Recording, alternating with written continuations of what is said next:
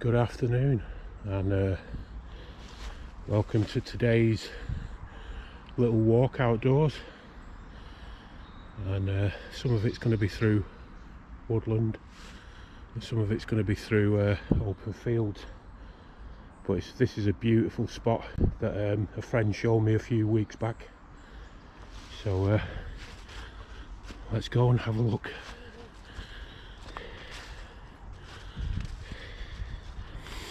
And it's autumn at the moment, so just gone into November, and it's a beautiful time of the year. And the further we get into this field, the sound of traffic disappears and goes quieter with every step.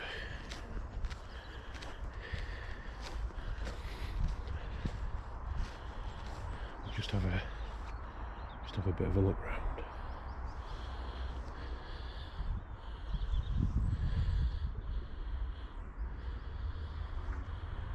And it is truly beautiful. So let's carry on and let's see where it takes us.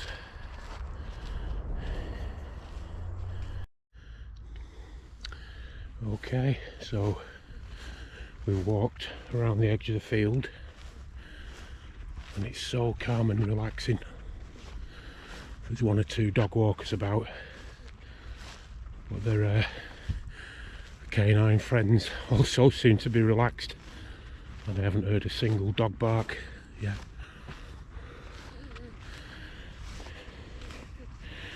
And there's still young plants about here. There's some young nettles there, and some docks sprouting, and of course it's unusually warm for the time of the year. And I remember going back 10 years, we used to get first frost in Lancashire in the first week of October. We're now in November and we still haven't had first frost yet. Worrying.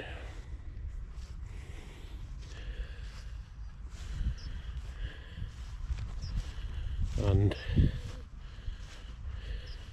there's quite a lot of stuff to worry about actually in the world at the moment. We've gone from being fairly tolerant since the Second World War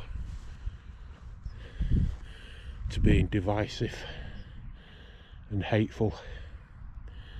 And a lot of what people fought against, people's grandparents, with Adolf Hitler, seems to be coming back. Intolerance because of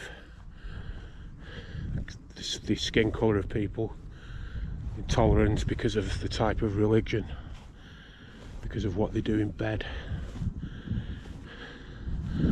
Practically anything that's a little bit different from the so-called norm.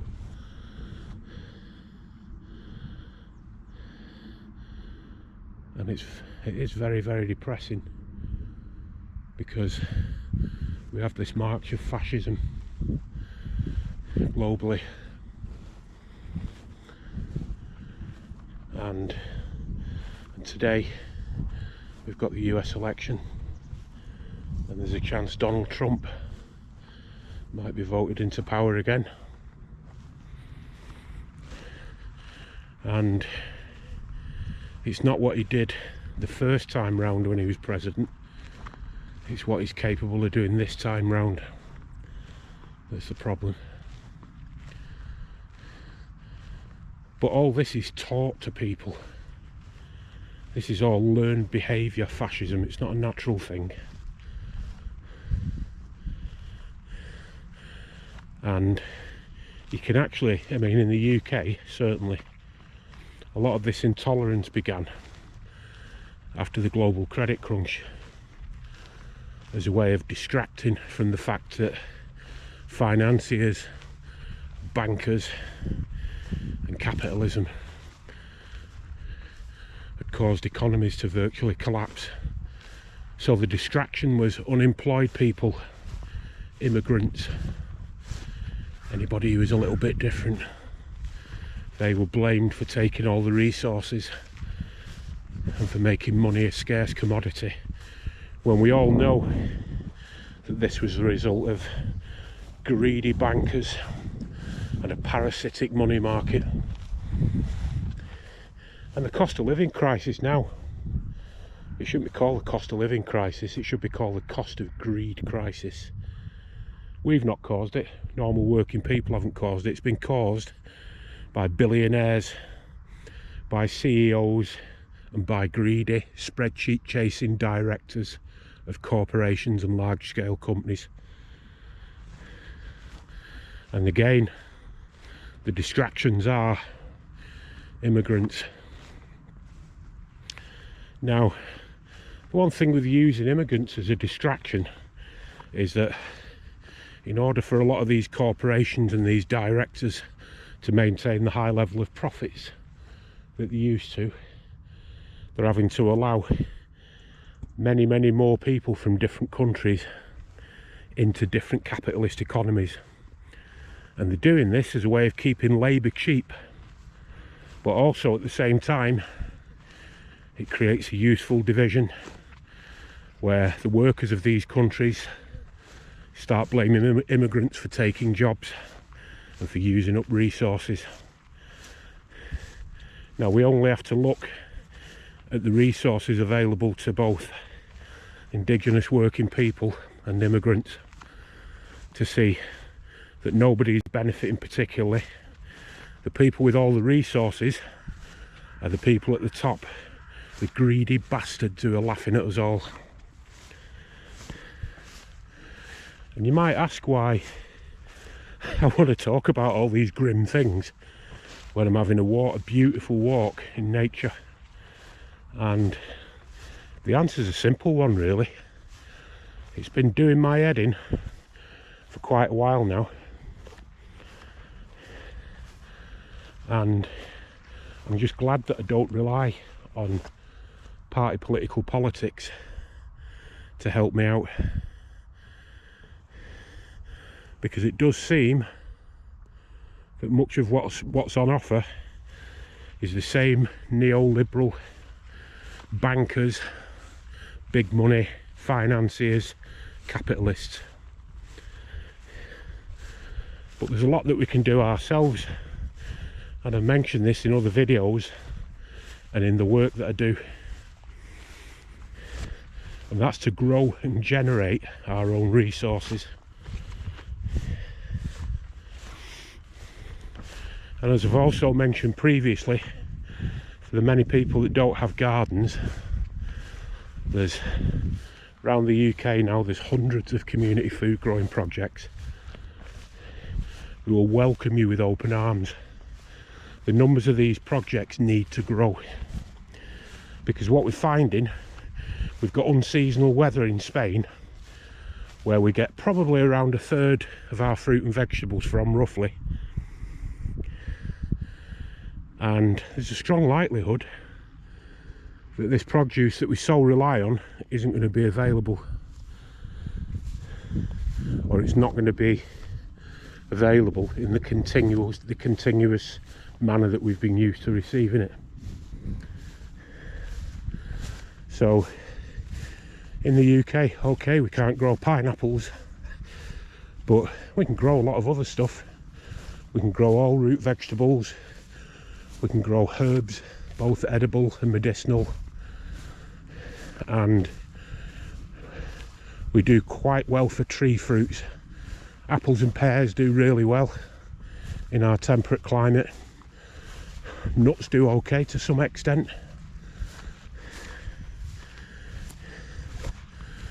So there are things that we can do about this appalling mess that the world has ended up in.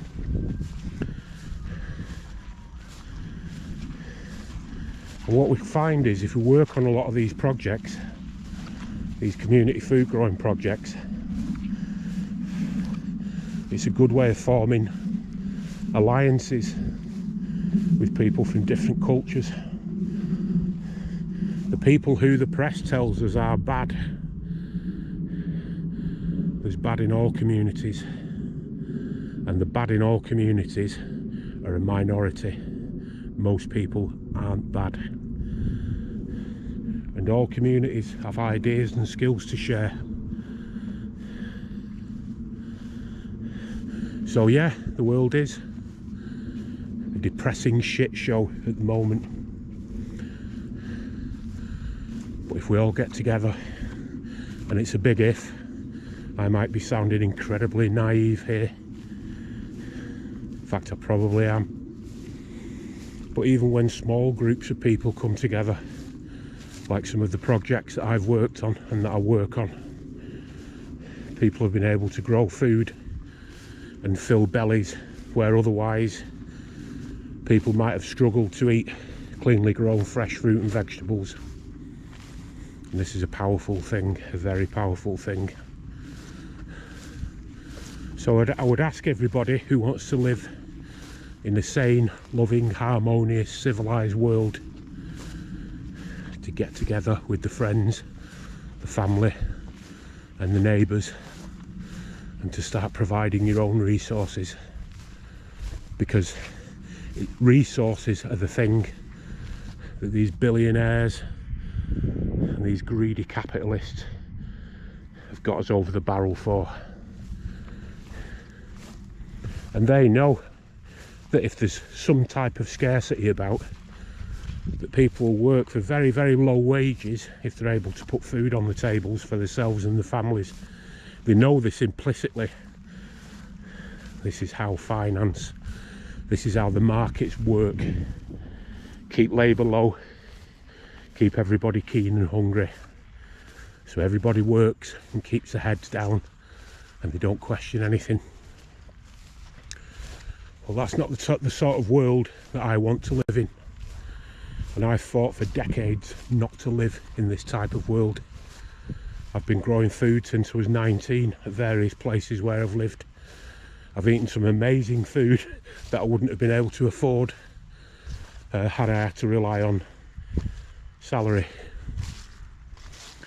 It's very difficult if you want to eat 7 or 8 portions of fruit and vegetables a day of cleanly grown food that's not grown with pesticides.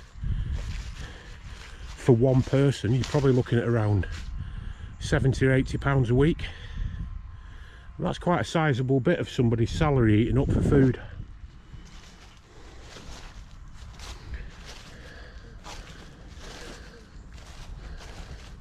So we have to work together. There doesn't appear to be any political alternatives on the horizon. People should maybe draw inspiration and ideas from the organisational side of anarchism, about people coming together, about mutual aid and people helping each other. It's not rocket science.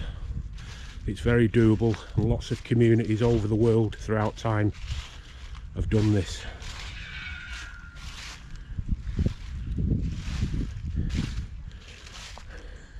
And not wishing to sound like the Grim Reaper, things aren't going to get better. These thugs that are being elected in different parts of the world